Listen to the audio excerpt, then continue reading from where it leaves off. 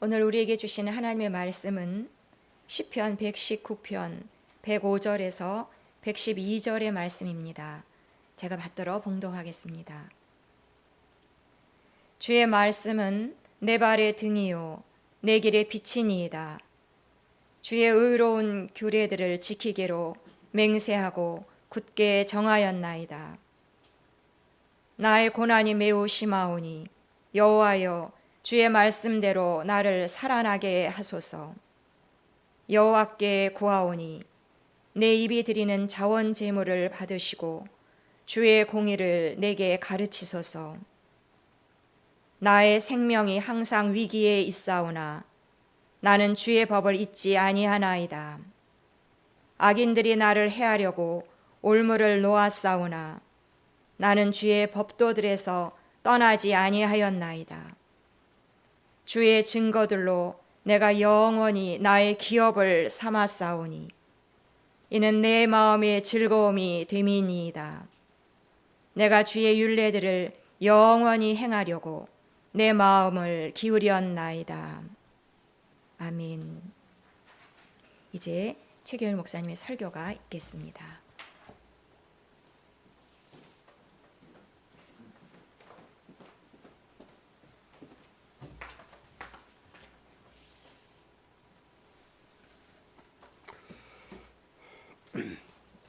이 2026년 올 한 해 안전하고 건강하시기를 바랍니다.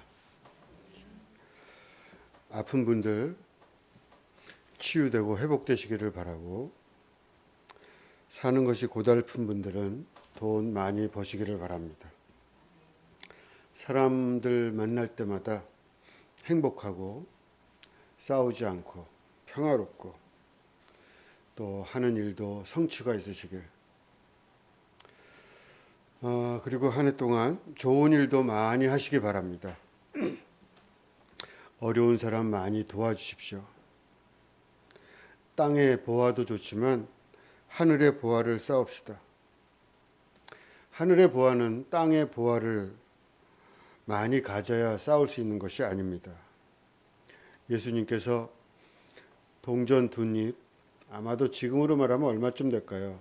2렙돈, 한 고드란트라 그러는데 한 1,000원? 500원짜리 동전 2개 정도 이렇게 넣은 것 같은데, 그 동전을 넣은 여인에게 다른 사람보다 다 어떤 사람보다 더 많이 했다, 헌금을. 그렇게 말씀을 하시거든요.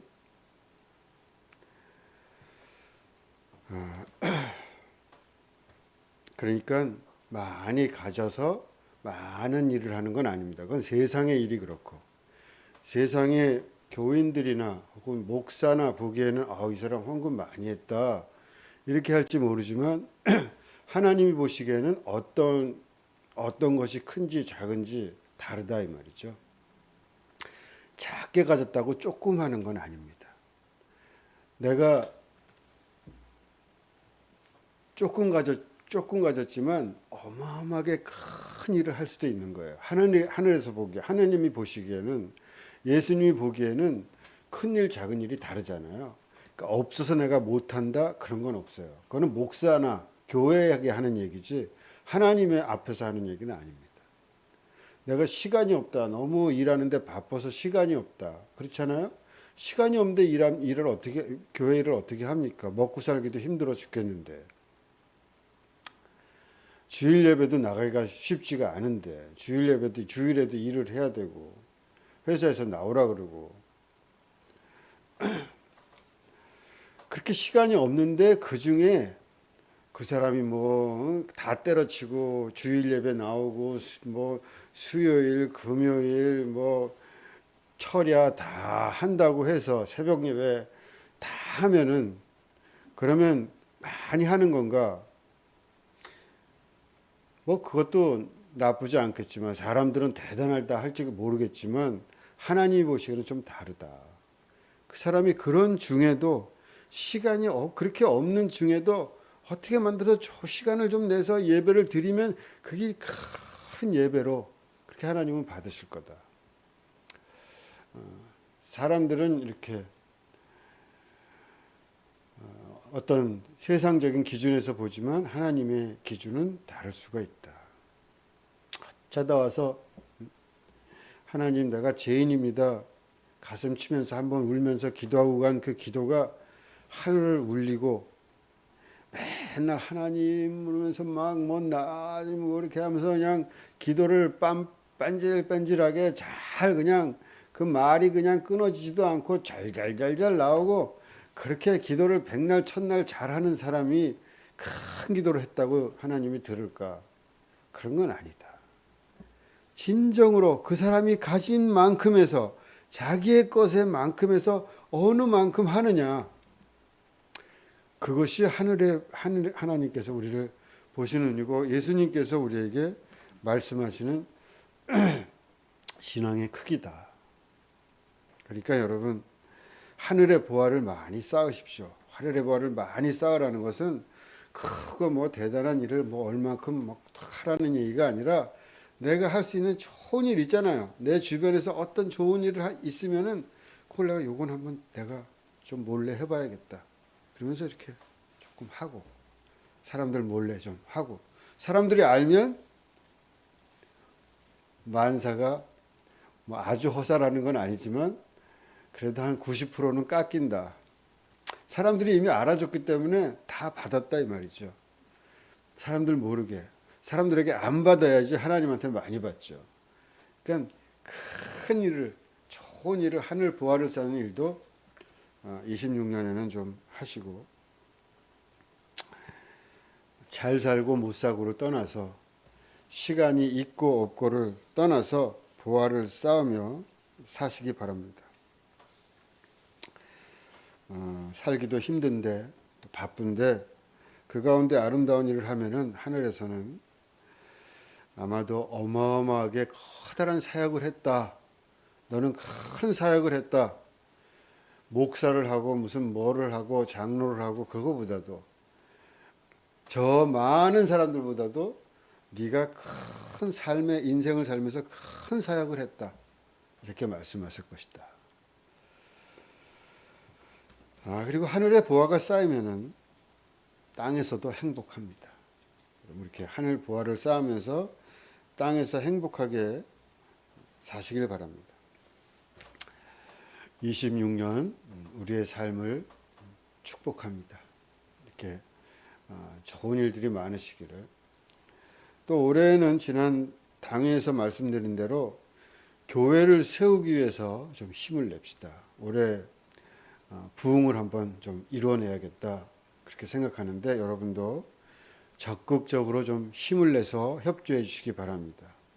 우리는 너무 오랜 세월 부흥을 못 해가지고 이미 굳은 사람이 됐어요. 굳어버렸어요, 교회가. 다시 풀어야 됩니다. 마치 오늘 내가 처음 교회 나온 사람처럼 다시 아이처럼 부드러워져야 돼요. 우리는 딱딱해요. 아는 게 너무 많고 해왔던 게 너무 많아요. 다시 해야 됩니다. 다시 순결하게, 순진하게 저 자신부터 다시 그렇게 시작해야 된다. 샘터교회를 굳건하게 만들어 갑시다. 샘터교회에 우리를 보낸 것은 샘터교회를 굳건하게 세우게 하기 위해서 보낸 거예요. 저를 왜 샘터교회에 보냈겠어요? 샘터교회를 굳건하게 그래도 아름다운 교회로 세워라. 그런데 제가 그 일을 못하고 그만둔다. 이거는 안 되죠. 그렇죠? 여러분도 마찬가지예요. 저만 그런 게 아닙니다. 여러분도 샘터교회에 여러분을 보냈을 때는 할 일이 샘터교회에서 할 일이 있어서 보낸 거예요. 그냥 뭐 목사가 알아서 하겠지. 교회 그냥 뭐 내가 왔다 갔다 그렇게 물론 그것도 괜찮지만 교회를 정말 세워야겠다. 왜냐하면 이 시기에 샘터교회라는 교회가 내게 왔고 하나님이 나에게 주신 것으로 내가 받들어서 그렇게 해야겠다 하면은 샘터교회를 굳게 세우는 일에 내가 해야 돼. 그걸 못하면은 하나님이 이 땅에서 내게 주신 사명을 감당 못한 것이다. 이렇게 생각하셔야 돼요. 여러분이나 저나.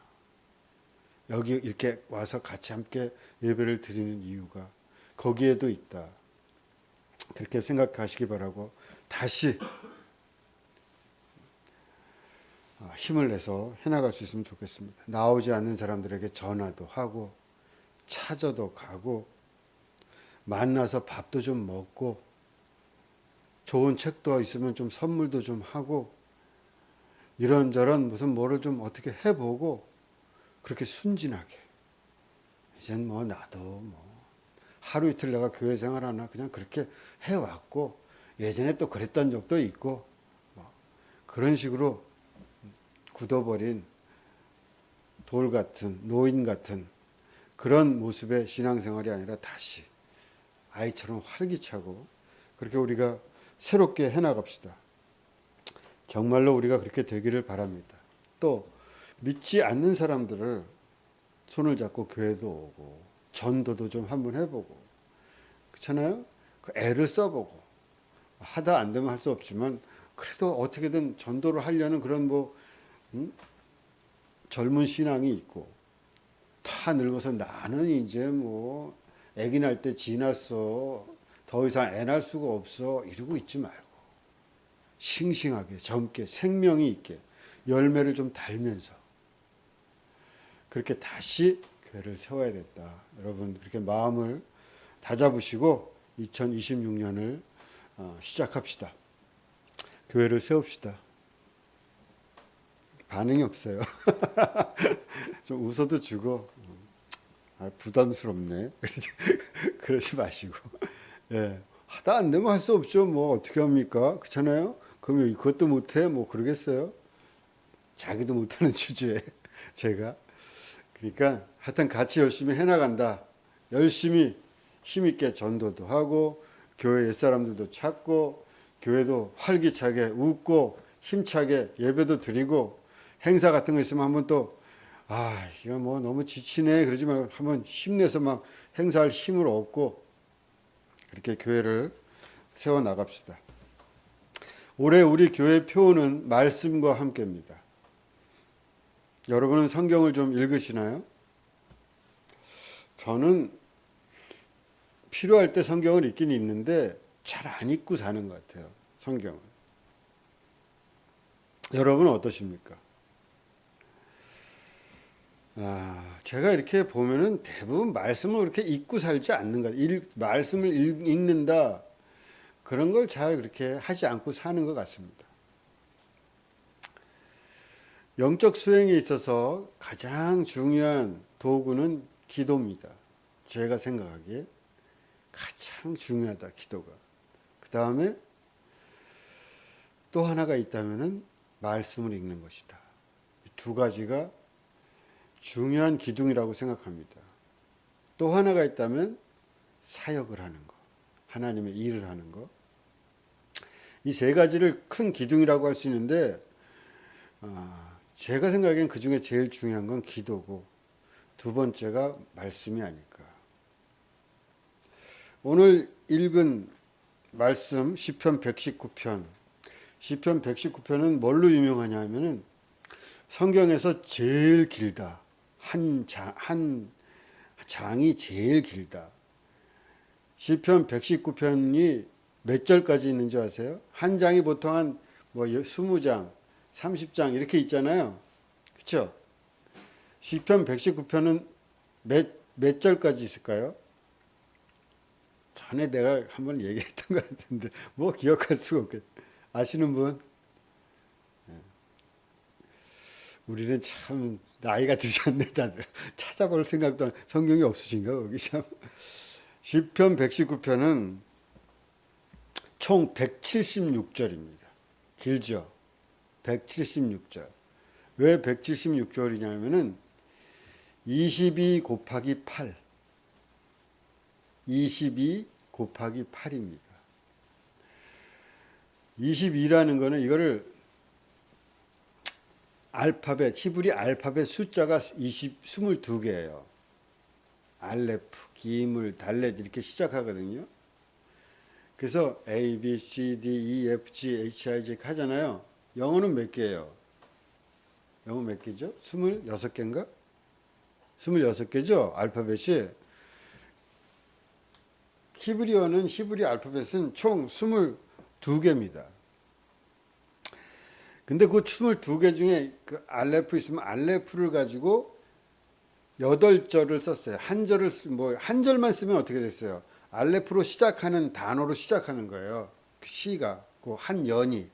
그러면은 그렇게 해서 알레프. 그다음에 기물 해가지고 기물이라는 뭐 A로 시작하면은 A로 시작하는 연. 그다음에 B로 시작하는 이렇게 해가지고 A, B, C, D 해가지고 끝까지 그렇게 시를 쓰는 거예요. 좀 형식에 맞춰서. 그러니까 시편 119편은 그 처음 A로 시작하는 거를 8줄을 썼어요. 8행을. 8행, 8행, 8행. 그래서 22개의 알파벳 8개니까 22 곱하기 8. 그러면 176개. 176절이 된 겁니다.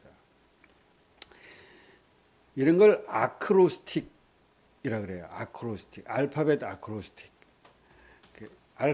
아크로스틱이라는 건 뭐냐면 그렇게 첫 자를 따는 거예요. 예를 들면 삼행시 하잖아요. 삼행시 한번 해볼까요? 삼행시 할 사람. 제가 삼행시 하나 할게요. 말씀, 이행시만 할게요. 말씀으로 해볼까요? 너무 어렵나? 그런 식으로 앞에 자를 따면 어떤 것이 되는 거예요. 어떤 단어가 되든지, 어떤 지명이 되든지, 어떤 사람이 되든지. 이것처럼 알파벳 순서가 되든지. 그 앞에 글자가. 그걸 아크로스틱이라 그러는데, 이 시편 119편은 아크로스틱, 알파벳 아크로스틱의 시입니다. 이런 것이 몇 개 있어요, 시편에. 유명한 것도 예레미야 애가에도 유명한 이 아크로스틱 노래가 있고. 주로 이거는 이제 좀 이렇게 ABC 순으로 쫙 돼 있으니까 외우기가 좋잖아요. 이렇게 순서로 A 단락 외우고 B 단락 외우고 B로 다 시작하니까 또 말도 그렇게 해서 그 달락달락 외우기 쉽게 그렇게 하는 것도 있고 또 어떤 의미도 있습니다. A부터 B까지, A부터 Z까지 이렇게 기역부터 히읗까지 이 뭐예요? 헬라어로 치면은 알파부터 오메가까지. 알파 오메가 그랬죠. 처음과 나중. 알파 오메가까지. 그런 의미도 담고 있다. 히브리어로는 아까 알레프에서 맨 끝에가 타브라는 글자예요. 알레프에서 타브까지. 알파에서 오메가까지. A에서 G까지. 기역에서 히읗까지. 온전한 전체 하나님이 가진 그 전체성, 말씀이 가진 그 온전함 이런 것들을 이야기한다고도 합니다. 하여간 그렇게 해서 오늘 읽은 말씀 105절 읽었잖아요. 105절부터 112절까지 읽었는데 그것도 제가 사실은 105절만 읽으려고 그랬는데 이왕이면은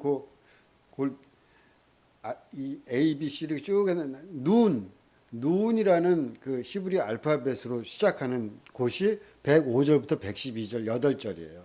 그래서 그 8절을 다 읽은 겁니다.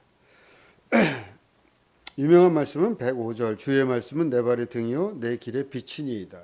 말씀을 읽어야겠다 그런 걸 할 때 항상 이게 거의 제일 먼저 나오는 구절이 아닐까. 주의 말씀은 내 발의 등이요 내 길의 빛입니다. 말씀과 함께 살아가는 믿음의 사람이 고백을 합니다. 저는 이 말씀을 읽으면서 생각나는 게 주님은 내 발의 등이다. 이런 것이 있기 때문에 얼핏 생각나는 거는 부처님이 했다는 말이 있어요. 밑에는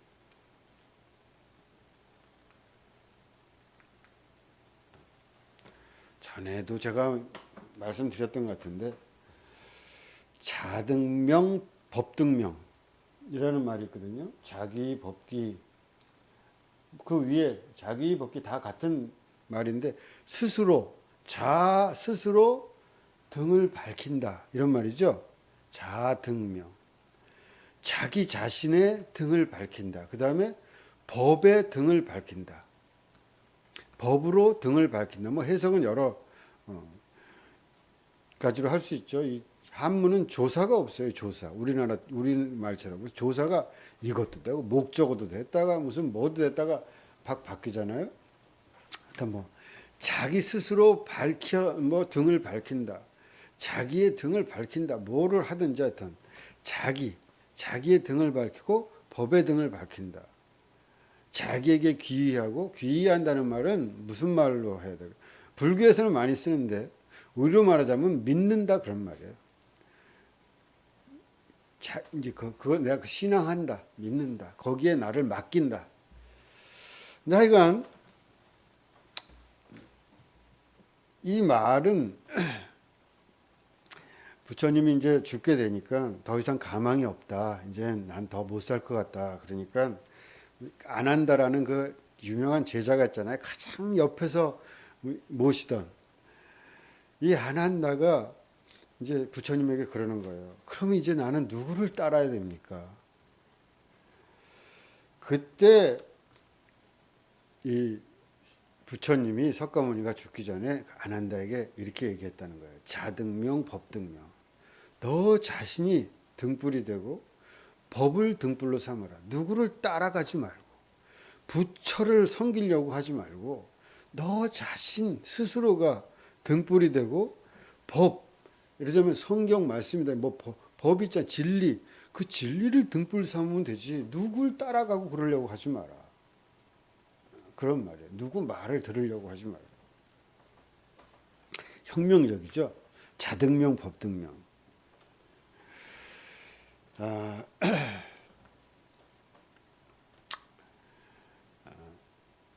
근데 보통 이제 종교에서는 자등명이라는 말 좋아하지 않습니다. 그렇죠?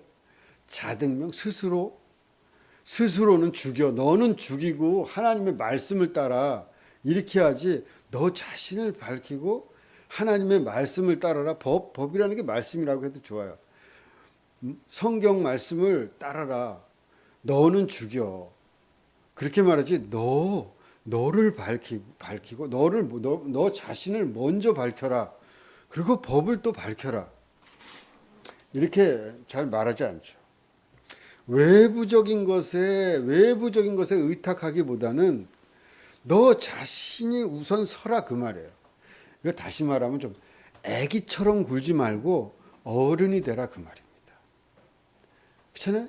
애는 뭐 부모가 뭘 주든지 엄마가 그냥 뭘 주든지 그냥 뭘 먹이잖아요. 젖을 물리든지 이유식을 주든지 그냥 뭐 자기 자신이 어떻게 할 수가 없잖아요. 우리 조카가 한 명 있는데 그 아기를 낳는데 아기가 그냥 이유식을 먹인다고 이렇게 뭐 숟가락에 떠주니까 그냥 쳐다보면 엄마만 쳐다보는 거지. 또 밥을 할 줄 알아요? 뭘 할 줄 알아요? 그렇게 남만 바라보고 다른 거 외부만 바라보고 있지 말고 스스로 밝혀라. 이거 굉장히 불교의 가장 큰 매력이죠. 이게. 정말 매력적입니다. 그런 면에서. 혁명적이고 먼저 자기 중심을 잡으라 이 말이에요. 애기처럼 굴지 말아라. 우리는 어떻게 해요? 애기가 되라. 여러분 애기가 돼야 됩니다. 어른인 척하지 마세요. 뭘 안다고 어른입니까? 인간은 별거 아닙니다. 우린 계속 이런 말 자주 하잖아요. 너는 아무것도 아닙니다. 오직 하나님만, 하나님의 말씀만, 그러잖아요. 근데 불교는 그렇지 않죠. 이게 석가모니의 혁명이에요. 예수님도 혁명가죠. 옛날에 그걸 부수고 다시 새롭게 하잖아요. 그러니까 이런 분들은 달라요. 예수님도 다르고.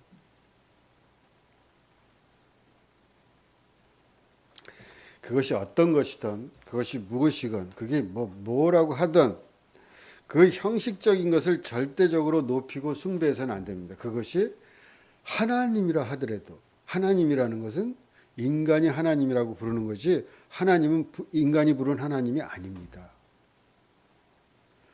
하나님은 사람이 부른 하나님이 아니에요. 그게 하나님이면 하나님도 아니지. 그렇게 규정될 수가 없어요. 사람은 자기가 아무것도 아니라 그러면서 뭐나 된 척 만드는 방식이 뭐냐면 하나님이에요. 자기가 아무것도 자기는 하나님이라고 부르면서 자기가 이제 하나님인 척 하는 거예요. 교회도 마찬가지고 성경도 마찬가지고 교리도 마찬가지고 믿는 사람도 마찬가지고 자기는 아무것도 아니고 오직 하나님만 해도 그런데 이제 하나님의 말씀을 자기가 받았기 때문에 자기가 존귀하다는 거예요. 완전 이거는 뭐랄까 비논리의 극치죠. 일단 거기다 하나님의 이름을 붙여가지고 그 다음에 자기가 그걸 자기 걸로 만들어요. 교회도 마찬가지, 성경도 마찬가지. 그러니까 성경을 읽으려면은 제가 보기에 뭐 믿음 생활을 하는 거 다 마찬가지지만 우선 자기가 서야 돼요. 자기를 죽이는 애기가 되라고 계속해서 요구하는 방식의 종교는 문제가 있어요.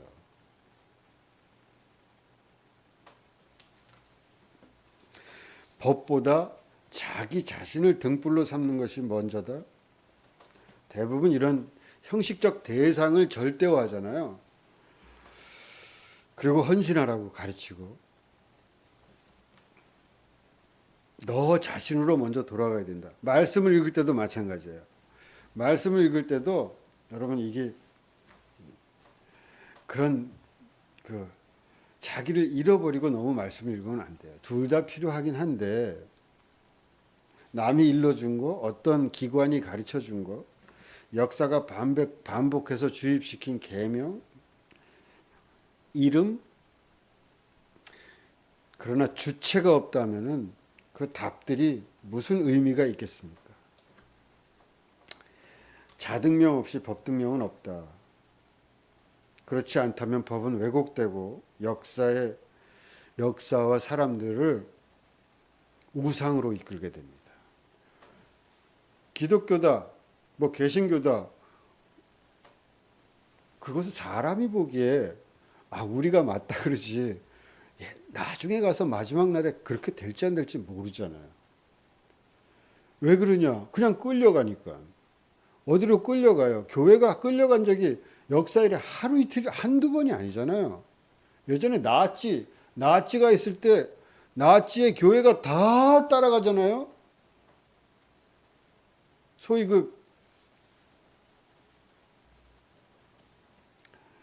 BC 정권 같은 거기에 또 다 따라가가지고 부역을 하잖아요. 나치. 교회 다닌다면서 그냥 나치를 히틀러를 숭배하고 그게 맞다 그러고 그러면 교회가 그렇게 얘기하면 그렇게 되나요?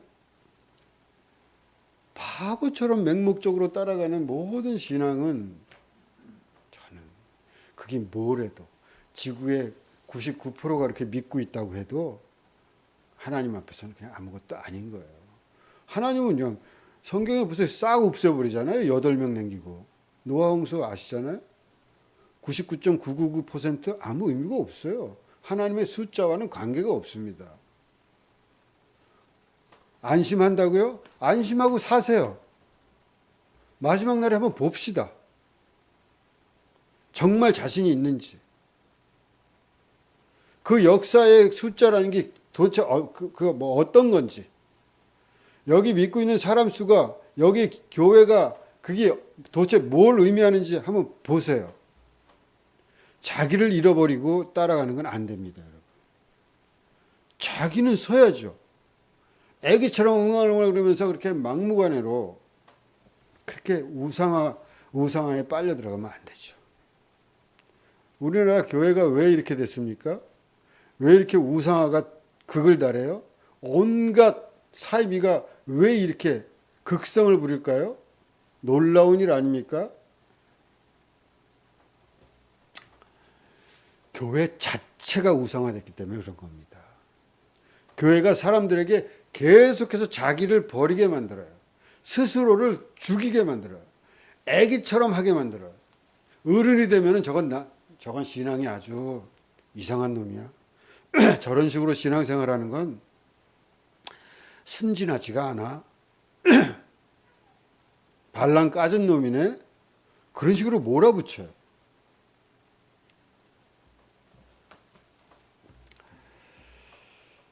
외적 권위는 절대화될 수가 없다. 절대화라는 말 자체가 인간에게는 의미가 없어요.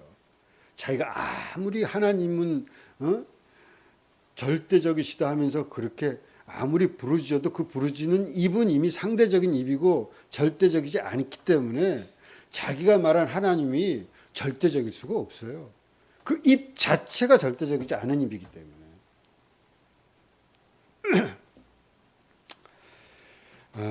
어쨌든 자기 안에서, 하늘은 내 안에서부터라는 책을 같이 읽었잖아요. 우리가 피정 때. 하늘은 어떤 외부적 절대적인 것이 강요해서 내가 무릎 꿇는다고 해서 그렇게 받아지는 것이 아니라 자기가 서야 된다. 하늘은 내 안에서부터. 내가 어떻게 성경책을 지느냐에서부터 성경 읽기는 시작된다. 자, 어떤 마음가짐으로 내가 한 줄 한 줄 읽고 한 페이지 한 페이지 넘기고 거기서부터 말씀을 비로소 하나님의 말씀이 되는 것입니다. 자기를 잃어버리지 말라.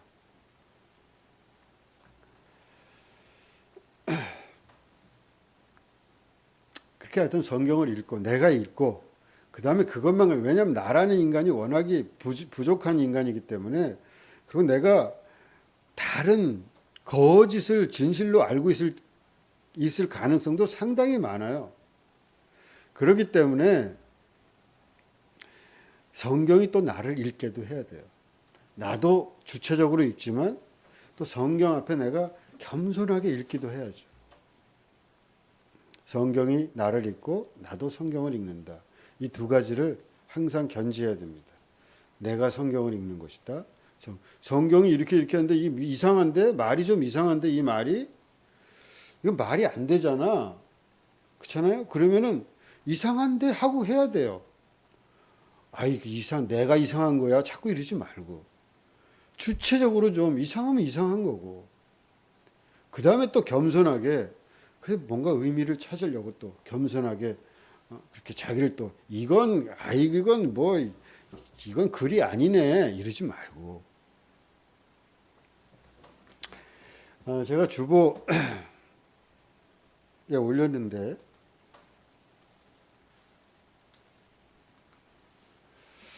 지난주에 제가 기도 일기를 썼었는데 그거 좋은 것 같아서 이번에 영성 일기를 써야겠다 그렇게 생각하다가 말씀과 함께니까 말씀을 읽으면서 깨닫는 거 이런 것들을 좀 써봐야겠다 생각하고 썼습니다. 1월 1일 날 쓴 건데, 한 해가 밝았다. 말씀을 읽자. 창세기부터 차근차근 읽어보자. 올해는 일독을 해보자. 하루 3장 정도 읽으면 될 것이다. 읽으면서 마음에 닿는 말씀을 기록해보자. 작년 기도일기처럼 말씀 일기를 쓰면 좋겠다. 성경을 읽는다는 것은 무엇일까? 돼지처럼 주워먹기 바빠서는 안 된다. 공부도 좀 해야 할 것이다. 올해는 구약의 이사야서를, 신약의 요한계시록을 공부해보자. 원숭이처럼 껍데기 까기 바빠서는 안 된다. 그러니 기도하며 읽어야 할 것이다. 말씀을 읽기 전에 기도문을 만들어 보자. 그러니까 이게 아까 한 그 말입니다. 돼지처럼 그냥 받아먹는 것만 하는 그런 식으로 돼지처럼 읽지도 말고 원숭이처럼 까불면서 그냥 까고 막 그냥 말씀을 그렇게도 읽지 마라. 기도하는 마음으로 주체적으로 그렇게 읽어야겠다. 그래서 만든 기도문이 오늘 주벼 전면에 실은 그 기도문입니다. 말씀을 펼칩니다. 주의 말씀이오니 주님이 가르치소서. 처음 교실에 들어온 학생처럼 겸손히 앉겠습니다. 알려 애쓰지 않겠습니다. 한 글자 한 글자 기도처럼 올리겠습니다. 한 숟갈 한 숟갈 꿀처럼 뜨겠습니다. 때로 알게 하시려거든 지푸라기처럼 던지소서. 새기고 되새기는 소가 되겠습니다. 염주알처럼 굴리며 씹고 씹겠습니다. 주의 말씀은 내 발의 등, 어두운 길 두렵지 않습니다. 주의 말씀은 내 길의 빛, 내 듣는 걸음 주저치 않습니다. 두 손에 말씀 들고 두 발에 말씀 신고 주시는 날 정성껏 걷겠습니다. 그래서 소중하게 말씀을 아주 그러니까 영적으로 이렇게 거룩하게 뭐 기도하는 마음으로 주시는 대로 받겠다는 마음으로 그렇게 읽는 그 심정과 더 잘 씹어서 내가 소화시키겠다는 그런 마음, 그 두 가지를 가지고 그렇게 성경을 읽으면 좋겠다. 맹목적으로 성경을 읽는 것을 저는 싫어합니다. 그러나 어떤 것을 사랑하면서 읽는 것은 좋다고 생각해요. 특히 성경은 그렇죠. 성경이 거룩한 책이다. 하나님의 말씀이다 그러잖아요. 그것은 다른 말로 하면은 내가 소중하게 여기겠다는 거예요. 그게 무슨 이론적으로, 논리적으로, 과학적으로, 혹은 철학적으로, 뭐적으로 다 온전하게 완전 무결한 책이라서가 아니라 하나님의 말씀이라는 의미는 내가 그렇게 소중하게 여기면서 그것을 들겠다 그 소리예요.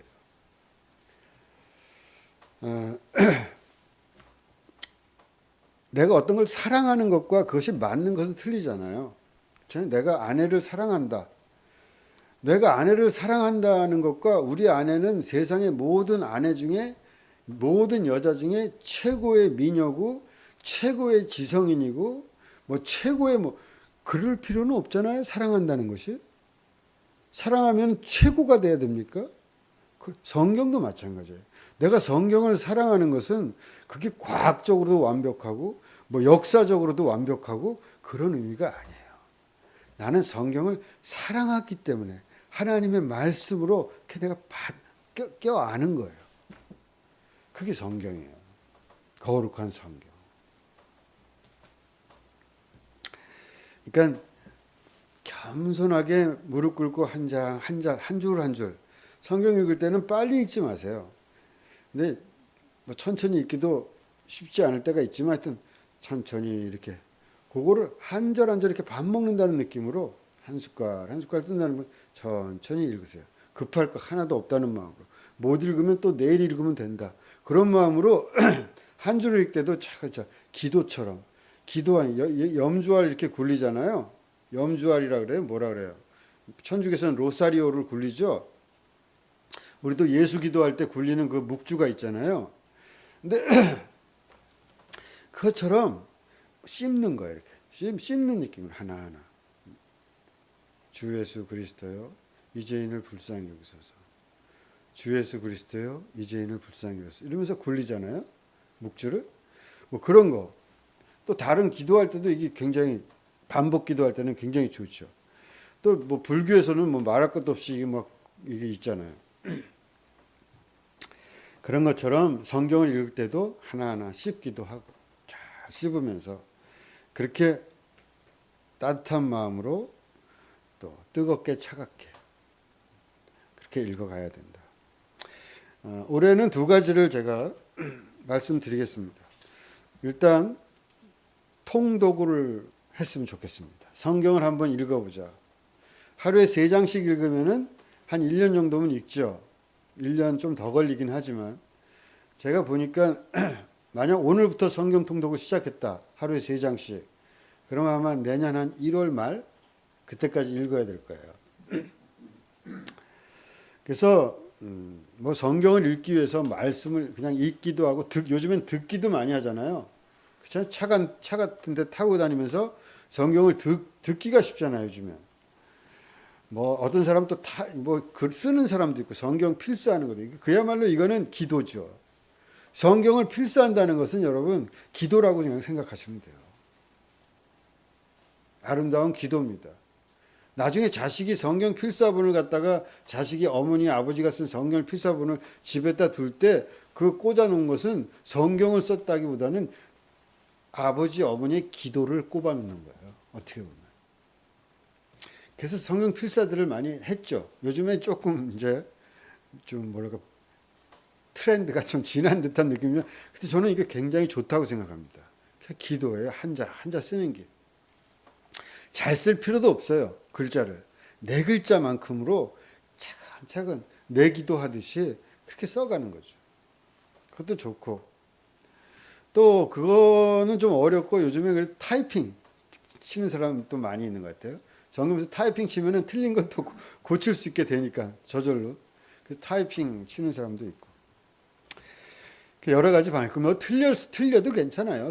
틀리면 어떻습니까? 옛날 사람들은 안 틀리려고 엄청 노력하면서 성경을 이렇게 필사를 했는데, 그렇게 정성을 다해서 틀린 거 있나 찾아보고 뒷사람이 또 찾아보고 여러 사람이 그 감수를 하고 그래도 틀려요. 필사를 하면. 여러분이 뭐를 책을 한번 옮겨 적어 보세요. 맞히기가 어렵습니다. 다 맞았다고 생각했는데 나중에 며칠 있다 몇 년 있다 보면은 필사가 뭐가 틀려서 잘못 써 있는 게 있어요. 글을 쓰면은 잘못 써 있는 게 있어요. 뭐 분명히 맞았다고 생각했는데 앞뒤가 안 맞게 써 있는, 나중에 보면 좀 우스운 글이 맞죠. 여러분 한번 기도일기 보세요. 이상한 게 좀 많을 겁니다. 왜 이 문장이 나왔지? 하여튼 그렇게 써도 좋은데 올해는 하여튼 한번 읽어보자. 통독. 그래서 하루에 3장씩 해서 통독을 하는데, 제가 요즘에는 어떻게 하냐면은 앱으로 해요. 앱으로 해보셨죠? 성경 앱은 다 깔려 있으시죠? 하나씩 정도는, 한두 개.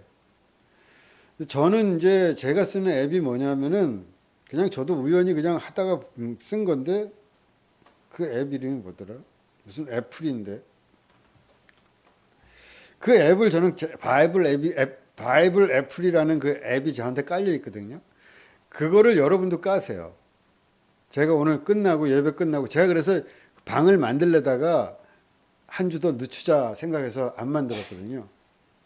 그래서 그거 끝나고 가르쳐 드릴 테니까 그 앱을 다 까셔가지고 거기 보면은 성경을 통독하게 됐어요. 뭐 하루에 3장씩 자기가 이제 지정을 하게 돼 있는데, 지정을 하면은 매번 그렇게 이제 들을 수도 있고 그냥 읽을 수도 있고 들으면서 읽을 수도 있고 뭐 여러 방법으로 할 수 있어요.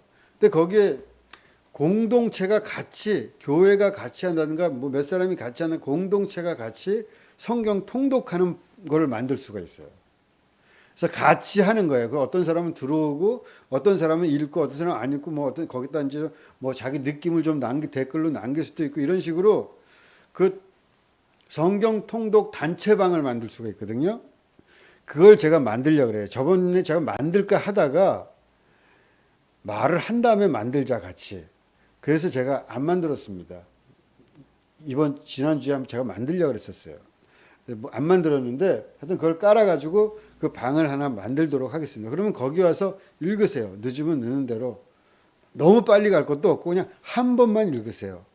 3장씩 읽으면 내년 1월 말쯤 끝나요. 딱 마치려고 너무 애쓸 필요 없고 대충 이렇게 읽으면 어떨까. 그래서 성경 통독을 한번 하자.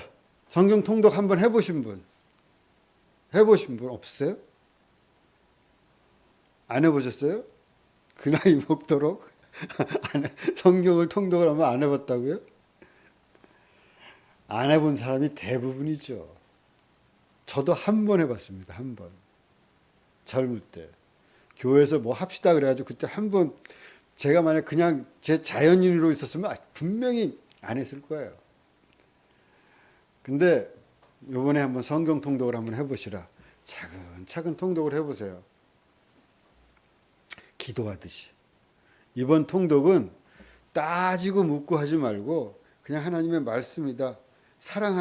그냥 사랑하는 하나의 무슨 보석같이 그렇게 생각하고 차근차근 읽으세요. 이해 못하면 이해 못하는 대로.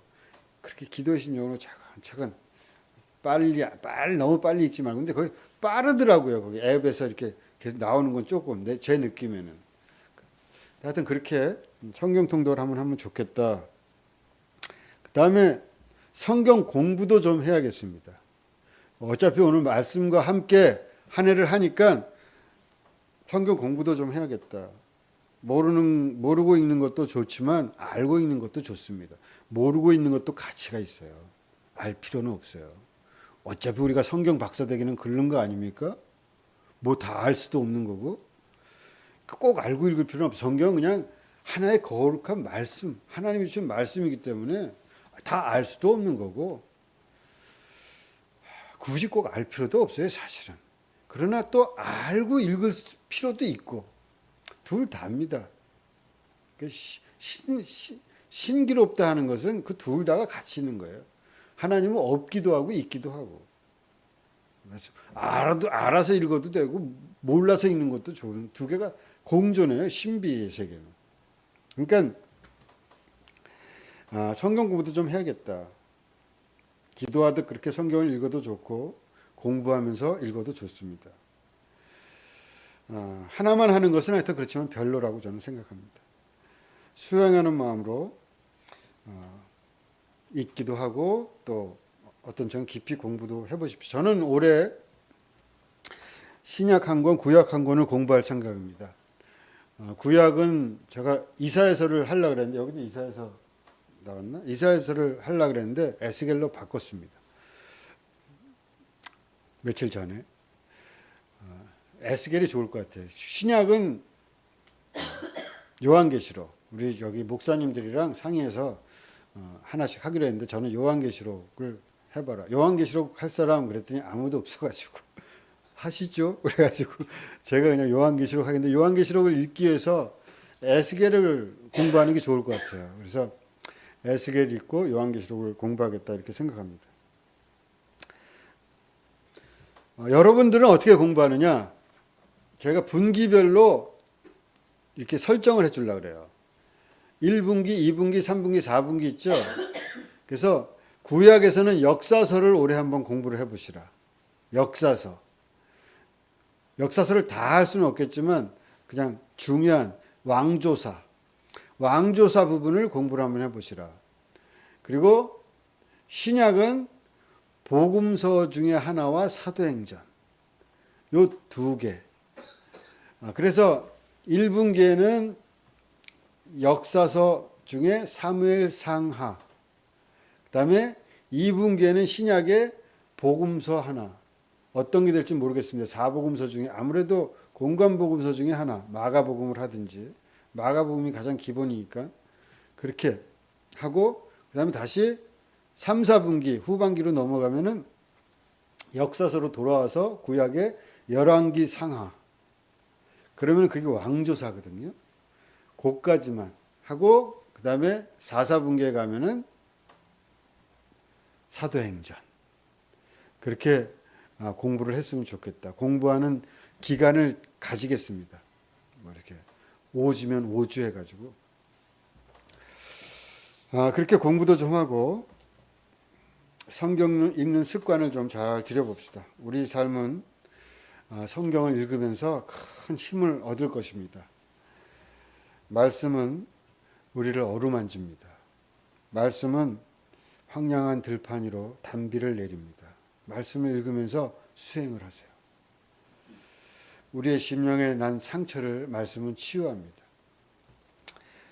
우리의 마음을 부드럽게 하시고 우리의 내면에 평화를 주십니다. 또 우리의 얼굴에 미소를 주십니다. 그러니까 말씀을 읽으면서 회복해 갑시다. 아름다운 수행입니다. 말씀은 우리를 다시 하게 해줍니다. 힘을 줍니다. 말씀은 우리를 견디게 합니다. 오늘 읽은 말씀 시편 119편 보면은 고난 받은 것이 내게 유익하였더니, 그 말이 어디서 나오면 시편 119편에 나오는 말이에요. 그러니까 말씀으로 이 시편 119편은 힘든 사람이 이겨가는 이야기거든요. 오늘도 보면은 뭐라고 합니까? 나의 고난이 매우 심하오니 여호와여 주의 말씀대로 나를 살아가게 하소서. 여호와여 구하오노니 내 입이 드리는 자원 제물을 받으시고 주의 공의를 내게 가르치소서. 내 입이 드리는 자원 제물이 뭐예요? 말씀을 읽는 게 자원에서 드리는 제물이다 이 말이에요. 그렇게 이기면서 자기 삶의 고난과 어려움을 말씀을 읽으면서 이렇게 이겨나가는 거예요. 말씀은 우리를 견디게 합니다. 희망의 빛이 사라지지 않게 하고 말씀을 읽으면서 살만하다, 괜찮다, 이겨간다, 고난을 유익함으로 바꾸도록 우리를 인도하시고 성장시키십니다. 하나님께서 말씀으로 우리의 길을 밝히실 겁니다. 하나님께서, 주님께서 말씀으로 우리의 길에 동행하실 것을 믿습니다. 말씀을 기도하듯 읽고 소처럼 잘 씹어보시길. 그래서 씹어가지고 소화를 잘해서 밭도 다 갈고 논도 다 가는 우리 집의 큰 소, 힘 있는 소가 그렇게 되시기를 바랍니다. 말씀을 읽는 자에게 주시는 아름다운 축복이 우리 가운데 있기를 바랍니다. 오늘 마지막 절, 성경 마지막 2절 제가 표준 세번역으로 읽고 마치겠습니다. 주의 훈계는 내 마음의 기쁨이요 주의 훈계는 내 영원한 유산입니다. 내가 죽는 날까지 주의 율례를 지키기로 결심하였습니다. 말씀 있는 자의 축복이 있기를 바랍니다. 잠깐 묵상하겠습니다.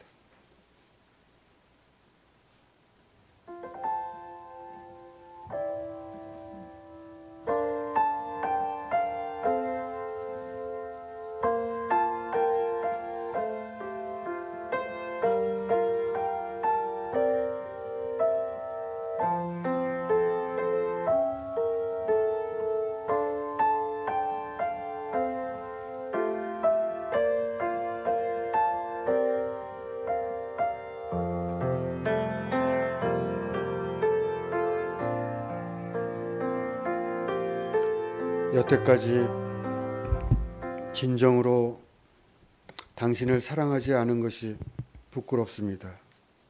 오늘까지 진정으로 당신을 부르지 못한 것이 죄송스럽습니다. 아무리 걸어도 지치지 않는 당신과 함께, 아무리 뛰어도 흔들리지 않는 당신과 함께 새 아침에 먼 길을 가려고 손을 내밉니다. 내 손을 잡으시고 새날의 첫걸음에 함께해 주시옵소서. 첫눈을 보는 눈망울처럼, 첫사랑에 빠진 소녀처럼, 첫 약속을 하는 상인처럼 새 아침에 맑은 기도를 올려드립니다. 이 기도를 기억해 주시고 당신의 은총과 축복을 내려 주시옵소서. 예수 그리스도 이름으로 기도하옵나이다. 아멘.